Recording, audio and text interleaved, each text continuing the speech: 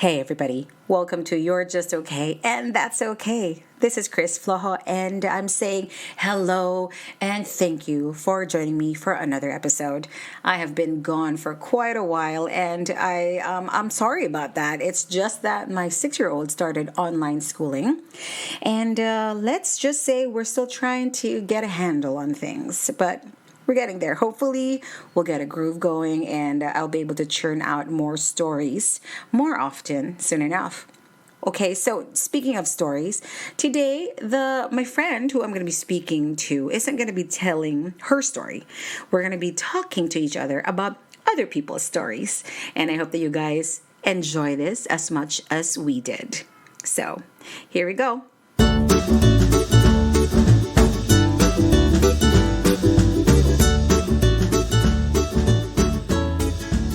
Everybody, welcome to You're Just Okay, and That's Okay. And so today is a very special episode because I am here with a really lovely lady. Hi, Bits. Introduce yourself, please. Hi, I'm Bituin, and I like weird stuff.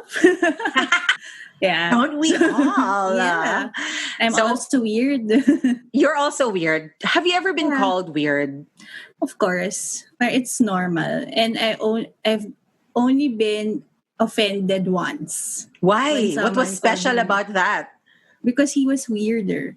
I'm actually glad that it's not, well, lately it's not so weird anymore. The whole, all of these white women and their true crime podcasts, solving cold cases right now. It's really like, my people have surfaced. Yeah, they have emerged. They have. And I think eventually I will, because I have had people tell me they want me to do like a murder mystery thing. Yeah. And I was like, okay, I don't really quite know how to put it into the fact that, hey, you're just okay and you will also get murdered. Just, you don't have to be special to be stabbed to death. Right. I'll find a way to get it in there without being so morbid. But so that's why today we're going to be talking about survivor stories, okay? Real life stories of survival of people who were not of any special, they had no special abilities. They're not mutants or superheroes or whatever. Yeah. But they faced scary odds. I'm going to start off with a story of a 17-year-old girl who survived. I have a half-naked child that just walked into my room right now who needs help. Say hi to Tita. Opening their chest. You've got scissors downstairs for a reason, right? I can't find it. Okay, bye now. Go outside. Bye. Love you. I locked my door. Ellen, wear a shirt. Don't come in here anymore, okay? I know this is your room, but stay out. Oh, that's his room. Bye. I know. Ang kapal ng mukha ko, diba? You know the Murphy's law behind that. If you lock yourself in, you prepare everything outside. So their food, whatever, right. Scissors, and then you have to do something and you can't be disturbed. That's when they're going to disturb you. Always. Yeah. It's sabi nga nila, if you want to get your kids' attention, sit down to rest. Yes. That's right. Bits. Okay. Bits is a mother of 3 who adorable children, all very smart. And I'm sure like your children, but I'm sure sometimes having these smart kids has its drawbacks. That's true. Yeah. All right. Okay. Anyway, back to weird stuff. This is not the parenting episode, which I also eventually will have. This is going to be 1 hour of parents complaining about it. Yes. The worst rated episode of them all. Anyway.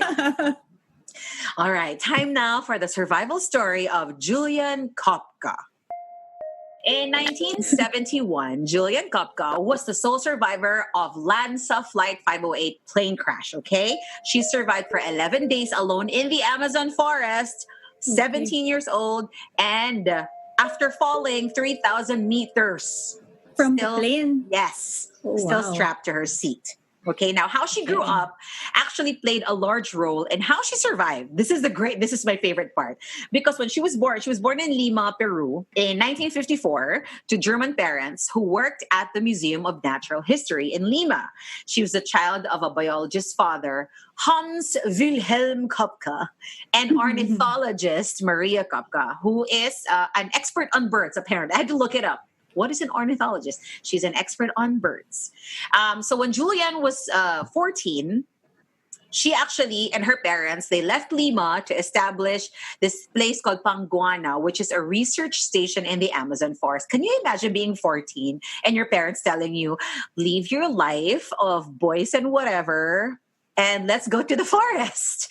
Let's go to the Amazon rainforest. But she grew up there, and she grew up like a jungle child, where she also learned survival techniques. Quite amazing. However, educational authorities disapproved of it. They were like, yeah, they were like, what is this unschooling thing you're doing? Wala pa yung unschooling. Wala pa. And so they made her go back to school and take her examinations. And she graduated on December 23, 1971, just 2 days before the crash. Maria, Julian's mom, was working in Lima right before Julian graduated. All right. Maria wanted to return to Panguana earlier on December 19. But Julian wanted to graduate. She wanted to graduate with her, pinabalik mo na ako sa school. Let me graduate naman. All right. On December 23. So, which is why they took a later flight. Okay. So Maria agreed to stay longer. They scheduled a flight on Christmas Eve. And as was expected, all flights were booked. Except for one, the Lanza flight. In perhaps a moment of intuition, her father urged them to avoid flying with the airline. All right. The dad knew the universe was telling him something is wrong because the airline actually already had a poor reputation. Okay. But they wanted to go back home and they were like, let's book a flight anyway. So there they were, excited to fly back to Panguana. But then the weather took a turn for the worse. And they found themselves in the middle of a severe thunderstorm. For some reason, they didn't want to mess up their schedule, so the pilots were like, we can handle this, and flew into the storm. They were like, I'm sure we'll find a way out. It's okay. It's okay. It's okay. The rain will stop above the clouds. Right? It's just a little thunderstorm. Well, they really should have not done that because the airliner was struck by lightning. In fact, Juliana saw the lightning hit the right wing. And then she heard her mother say, now it's over. And she had no idea that these will be the last words her mother would ever say to her. Oh my gosh. After the plane was struck by lightning, the plane broke up in midair, disintegrated 3.2 kilometers above the ground. Julian, who was still strapped onto her seat, found herself free falling. And as she was falling, she was actually like coming in and out of consciousness while she was falling. And then she hit the ground, still strapped to her chair, and survives it. 19 hours later, she woke up. Now she was like under her seat, but she knows when she landed, she was strapped in. So she feels she must have had a severe concussion. She must have unstrapped herself. And then she just kept on like going in and out of consciousness. Okay. And when she finally really woke up 19 hours later, it was 9 a.m. Her wristwatch was still working at this time. So she was like, all right, 9 a.m. She's in the jungle. She has a broken collarbone. Okay. But it wasn't open. She could just feel the bones overlapping. It's just broken. Okay. So she can just gross. Right? She was just like, okay, at least it's not cut. She had a gash on her left leg, a cut on her right arm, and her right eye was swollen shut. And then unfortunately, she didn't have her glasses. Imagine being in the jungle without your glasses. Yes. So she was really like, all right, I'm blind. And she only had one shoe. And she was wearing a sleeveless mini dress, all right? She wasn't exactly dressed for survival. But whatever, what are you going to do? When she finally got her wits about her, she decided to look for her mom. And unfortunately, there was no one else. She couldn't see anyone else around her. So she's alone. She was alone, yeah. There was no dead bodies then? Nope, not around her. Okay. There were no seats. And she was constantly still coming in and out of consciousness. So it took her like half a day pa to finally be like, okay, I gotta wake up. So she woke up and decided to look for help or some form of civilization. She found a bag of candy, and that was all she had for the next 10 days, all right?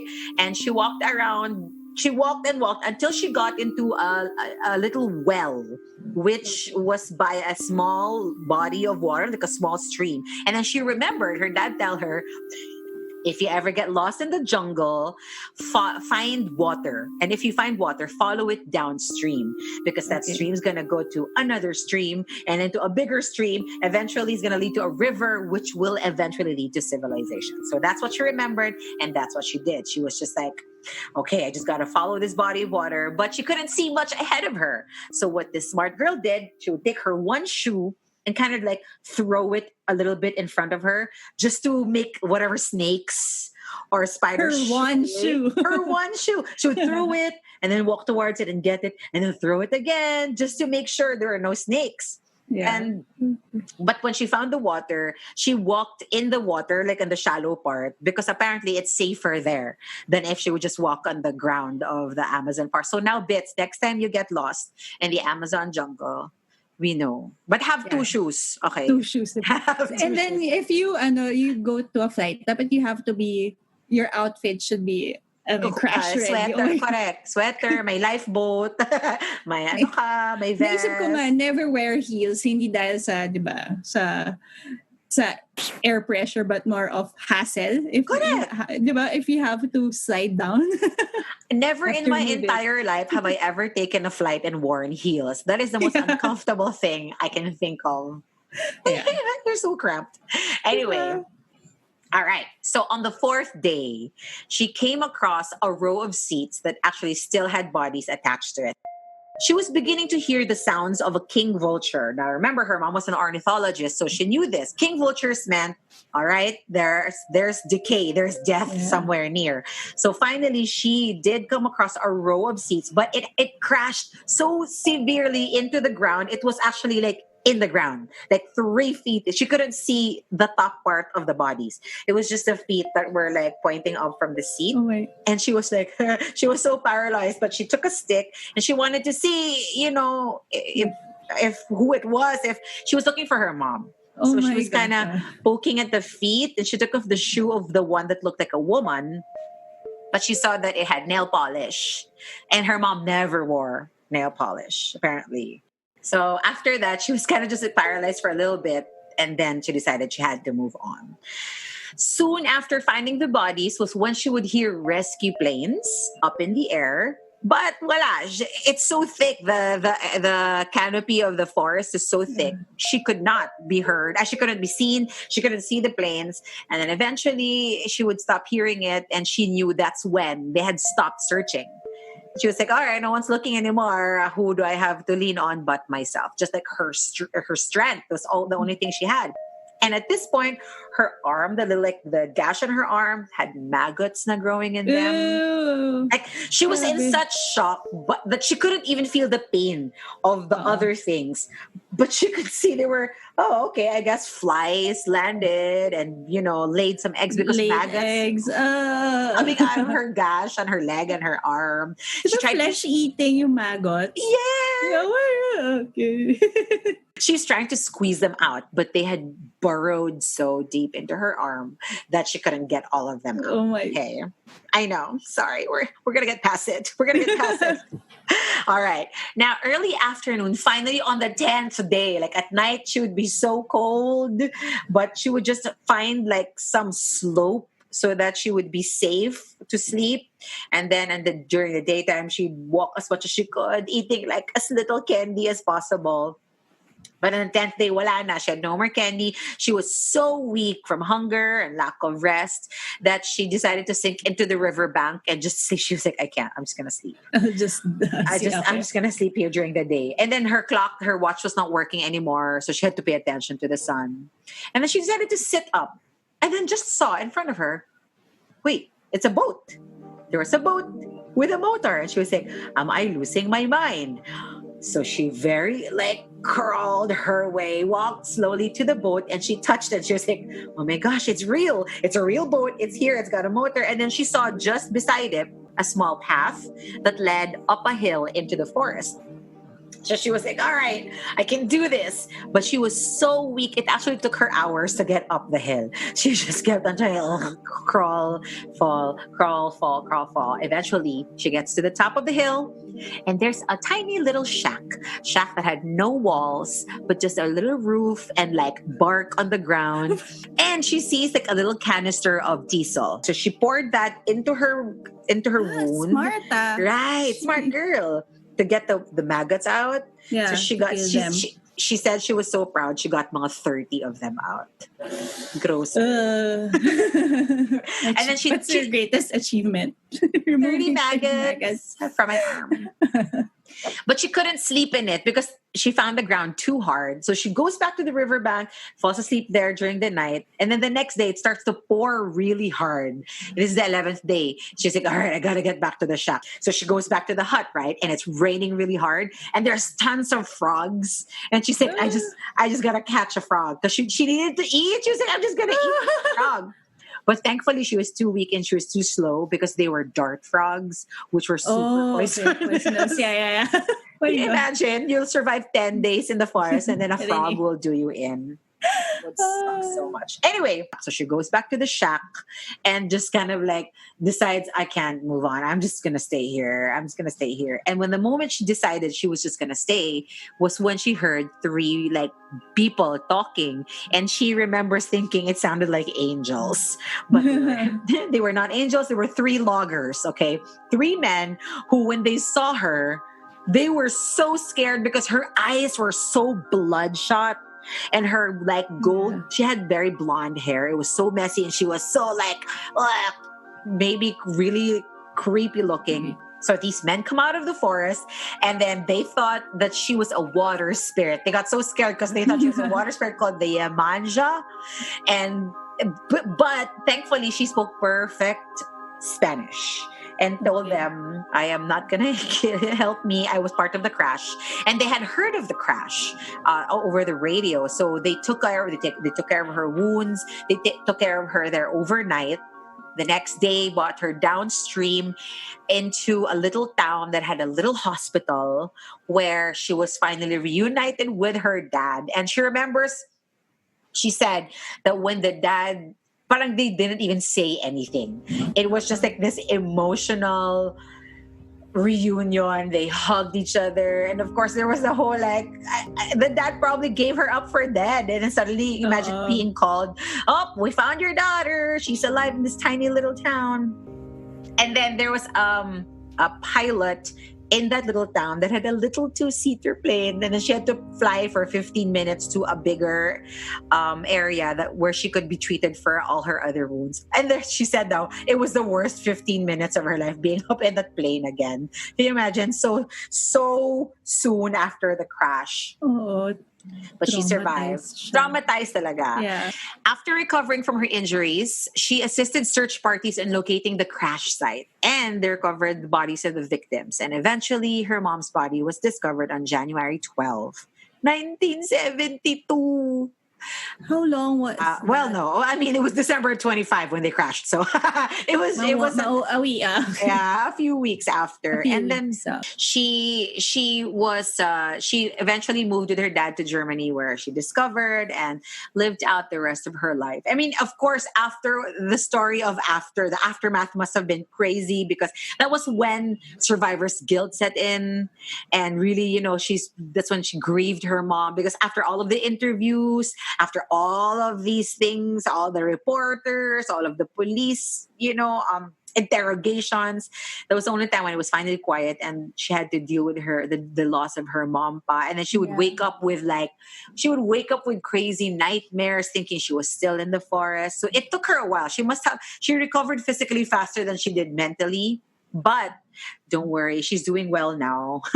She's doing well. Alive. One fun fact, okay? She actually was interviewed and filmed for the movie Wings of Hope by Werner Herzog, a filmmaker who was supposed to be on the same flight as her. Oh. Yes. Okay. But he tried to book a seat, but it was already full. So he very Lucky nearly. him. Can you imagine? And then years later, decades later, to make a film about the only survivor. Saka timely, she's the only survivor, but she knows how to survive in the jungle. Like, her parents are the wild thornberries. Exactly. You didn't know You're that right. show? Yeah, galing. And that, Grabe. yes, and that is the survivor story of Julian Koepcke.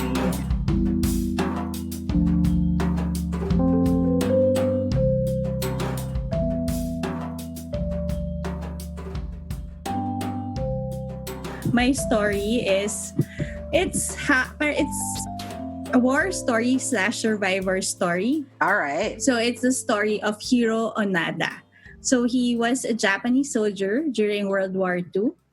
And then he was assigned here in the Philippines, Okay. specifically in Lubang Island. Before they were assigned here, their superior said that whatever you do, whatever happens, don't surrender. So that's the message of his superior. On the day they were asked, or on the day that World War II stopped, there were planes distributing flyers that the war has ended, and if you're a soldier, you have to surrender now. The U.S. side already won. So there were flyers, and then Hiroo Onoda, he saw that, and he didn't believe it. So he stayed there in Lubang Island. It's in Mindoro. And then, yeah, he still acted as if the World War II is still ongoing. And then even if there were messengers, or even if the locals already told him that the war is over, he didn't believe them. And I think he was also with 2 other soldiers. So they went on with their soldier lives. Seryoso? Yes. And then during that time, he really wore his uniform. He still polished his gun, and then they still harassed people, the locals there. So until during the 1970s, that's when someone, so after 20 plus years, they still didn't surrender. So after 20 plus years, there's this other Japanese guy. His last name was Suzuki, and then he said that I wanted to discover, or I want to look for the legends. So in Japan, they thought that Hiroo Onoda was a mythical creature because they didn't know. They don't know. They're not sure if he really existed, but all of them knew that there was this Japanese soldier, or this fleet or group of soldiers that didn't want to surrender, or they didn't believe that the war is already over, despite being told many times. Because his superior said, don't believe anything they He's say. just They tell following you. orders. Yeah, even kahit yung messages in Japanese, they still didn't They were given newspapers to show that the war is already over, and then he said that it's just propaganda. So he wanted to look for Onoda, and then after that he wanted to look for a panda. He wanted to meet a panda, and then after that he wanted to look for the abominable snowman. So Okay. So Sure. yes. You know diba? what? Whatever floats your boat. Why not? Go. Diba? This was in February 20, 1974. So 29 years after after World War II. So he went to the Philippines. So he went to Lubang Island, and then Suzuki found Onoda after 4 days. So they met, and then at first, syempre, wari si Onoda. Like, who is this? Who is this Japanese guy that was sent by the Americans? Oh gosh, to grabe train me. denial Yeah, grabe. So yun, he didn't kill Suzuki naman, but he said, no, I don't believe you. I don't want to surrender. And I will only surrender if I get a directive from my superior. Oh my goodness. So there. So si Suzuki, he went back to Japan, and then he told maybe the military about what he did, and then he asked for help to look for the superior. So ayun, so they were able to find the commanding officer Major Yoshimi Taniguchi, and he was already a bookseller by then. Oh my gosh, living a normal life. Yes. He's like, what? Who? Maybe he has already moved on. Tapos parang ayaw na niya. Parang traumatized na siya from the World War. He went pala to Taniguchi to show the picture of him and Onoda as proof na Right. parang, I'm not kidding. Onoda is still alive and he thinks it's still World War II. So there, his commanding officer already wrote a letter that Suzuki will give to Onoda. These are the orders that he gave. In accordance with the Imperial Command, the 14th Area Army has ceased all combat activity. So in accordance with military headquarters, command number 8, 2003, the Special Squadron of Staff's headquarters is relieved of all military duties. So there, parang sinabi niya na you are relieved of duty. Right. Suzuki came back to the Philippines and then gave this to Onoda. And then that's only the time he surrendered. And what happened to him after? Ayan.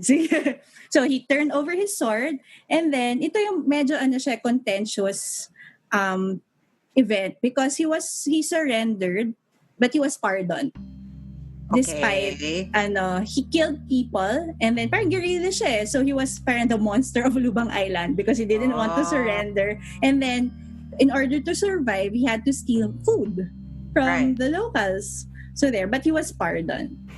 So and then even the local police, he had shootouts with the local police because him and those three guys and those two other guys. Yes, two other guys. Yeah, merong documentary that Howie Severino did.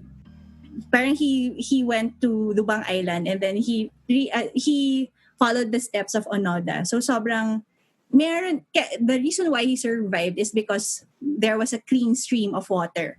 So like you mentioned, diba? Yun yung key to survival. Correct. Kaya to have water.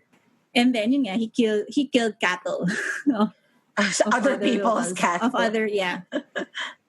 So yun. So he was pardoned by Ferdinand Marcos during that time, yes. Okay. And then then he went home and then he was considered a hero because of what he did.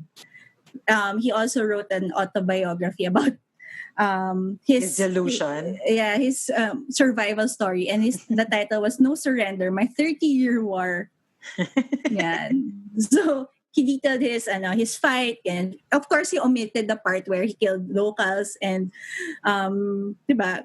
You wouldn't want to mention that because maybe in his mind he was only doing his job, pero really the locals were really harassed because of this delusional person who didn't want to believe that the war is already over. Sobrang fascinating for me kasi parang, diba, who in the right mind? And wouldn't it have been easier to just kind of be like, okay, thank God it's done. Yes. Can I? But then again, you're right. Oh, wait, okay, so he simply didn't want to not surrender. He just didn't even believe it was over. Yes, he didn't believe. Tama ka. He didn't, parang, diba, he will refuse to surrender. Parang, I don't want to surrender. Siya, no, the war is still ongoing. But how come they spoke only about him and the other two seem unremarkable in history? Because they died before that happened. Before Suzuki discovered them. Oh, okay. So he was the remaining survivor. Why do you think what do you think it is about us, the regular human person, that pushes us to survive? I always wonder, like, when it comes to situations like this or stories like this, was there anything special about these people? Were they built a certain way? Or do we just, as a species, do we all have it in us to fight, to survive, whatever that survival may be, whatever kind of survival that is, whether out in the wild or you're just here being stuck at home. Right? Okay, good question. But I'd like to believe that it's both. Like, it's in our instincts to be able to survive no matter what happens. That's why we survived this long. And then at the same time, there's maybe something in us that motivates us to to live Right. further. Because for example, Julian, yeah, parang she wanted to see her dad again, or she was hoping that she'll see her mom. So I Right. think part of it is part survival and part hoping. Or, diba, would you want to to die in that place, or, diba, see your loved ones, or at least, That's do true. something else? Yeah. That's true. She actually did mention in one of her interviews that if she had found another living person in the area where she was, then she would have stayed with that person who was injured to take care of them, and they would have for sure died. So Yeah. it was really like she was meant to live. She was meant to survive this thing because there was no one else there, and she had to find her own way out.